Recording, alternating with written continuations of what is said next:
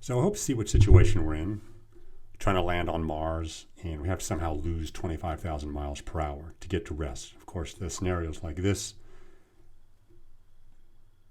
Here's the red planet, Mars, we'd like to land on.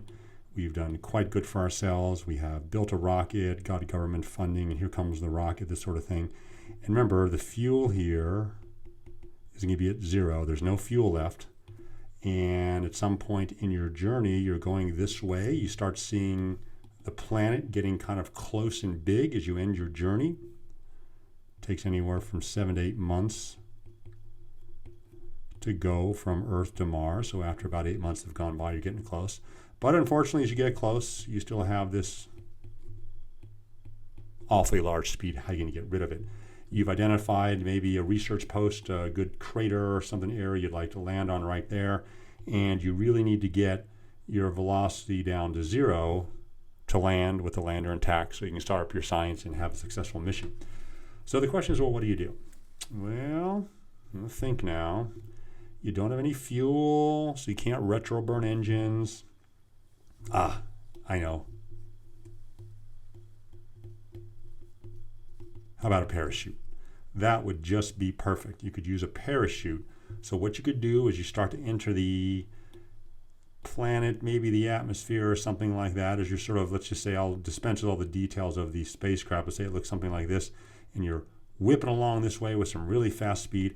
Why don't you just deploy a parachute, get some long ropes out like that, something like this.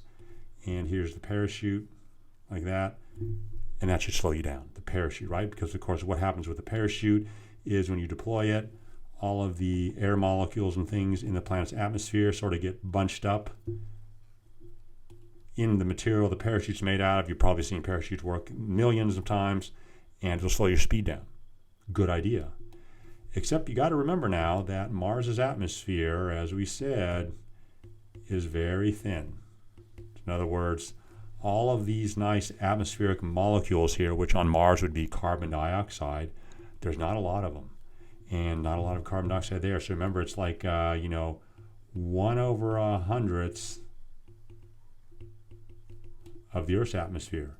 It's very, very thin. So the problem with Mars is parachutes are a great idea, but they're just not going to work all that well because there's not a lot of air to get involved or not a lot of atmosphere to get into this braking process. Parachute would work fine. I said air, but parachute would work fine with CO2. It's a gas molecule like any other. It's no problem, but there's just not a lot of it. And so you're not going to get a lot of slowing from the parachute. So the parachute alone, just won't do it. Won't do it alone. No way. It's too thin. So see, Mars just sits here and it's this tantalizing planet. It's not the hot one from Venus that destroys all of our equipment anyway. It's not that far. It only takes about 8 months to get there, less than a year. It's the one we want to study, but it just throws this curveball at us of having this really thin atmosphere and making it really hard to land on. So what I'm going to show you next, though, in the next 2 videos, I'm going to show you 2 excellent videos that NASA put out for what 2 of their successful landing mechanisms were. And I hope remember then what the issues are as you want to be a space navigator and get to Mars. 1, you're going 25,000 miles per hour. 2, you need to stop and land. And 3, the atmosphere is thin, and not even thin, very thin. Okay, so these are the 3 sort of conditions that you need to think about as we watch the video. So I'll watch the videos, I'll narrate a little bit on the way as the videos run so you know what's going on, and I hope you just love it. I do. I just love what they did. So take a look at the next 2 videos.